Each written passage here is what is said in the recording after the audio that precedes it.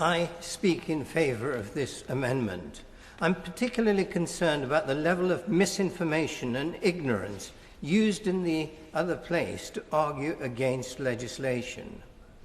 The minister in the other place made a statement that caste is a problem in the Sikh community, and that statement was repeated tonight, as well as amongst Hindus. It's not only inaccurate, but frankly insulting to the Sikh faith. Guru Nanak, the founder of Sikhism, totally condemned the whole system of caste. Opposition to discrimination based on caste, birth, gender, race, or religion or social status is an essential pillar of Sikh teachings. Sikhism emphasized equality of respect and opportunity for all members of our one human family, centuries before these concepts were accepted in the West. The Sikh gurus repeatedly taught the absurdity of caste, in which the shadow of a person of lower caste was said to pollute the food of a higher caste. Guru Nanak urged them to forsake all notions of caste and ritual purity and look to the inner worth of individuals. That tireless campaigner for human rights, the noble Lord Avery, who we just heard, commenting on the egalitarian teachings of Sikhism at the time of my maiden speech, rightly emphasized Sikh opposition to caste, quoting Guru Nanak's observation that in his mother's womb no man knows of caste. Let's get it right. The concept of caste is a hierarchical division of Hindu society into the Brahmins, the top or priestly class, with Khatris or warriors below, followed by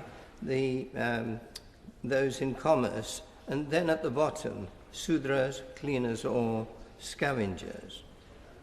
Caste has two essential components, a hierarchy of importance and a notion of ritual purity. Both are rejected in Sikh teachings.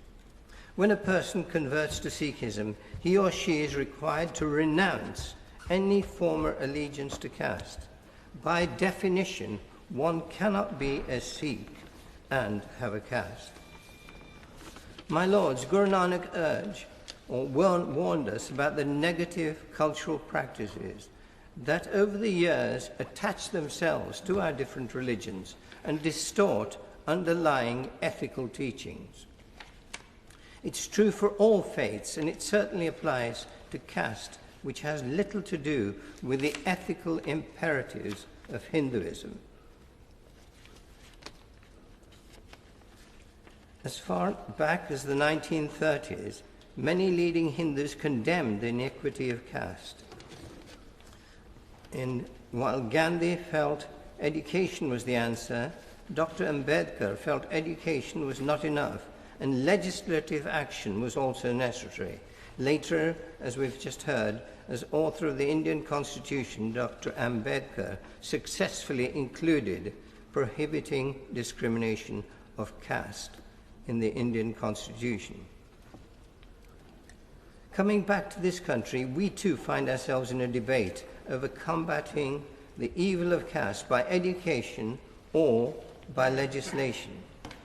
In this debate, we've had some wildly improbable figures on the number of Dalits in the UK. My lords, no such playing with figures is necessary. Whatever the numbers, that which is evil remains evil, and Dalits are fully entitled to protection against discrimination, whatever their number. Most Hindus reject caste discrimination, but without firm action, its negative influence could continue for years.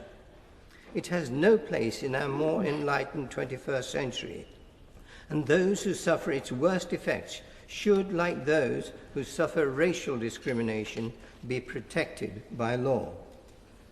Here it's necessary to add that contrary to misinformation being circulated, legislation will not require people to associate themselves with a particular caste, just as protection against religious discrimination does not require anyone to affiliate themselves to a particular religion. In conclusion, I'd like to emphasize firmly my comment made when we previously discussed this issue. I firmly believe that without the debilitating influence of caste, the uplifting ethical teachings of Hinduism will be much more to the fore. It's for these reasons that I support the retention of our amendment. Well done, very good.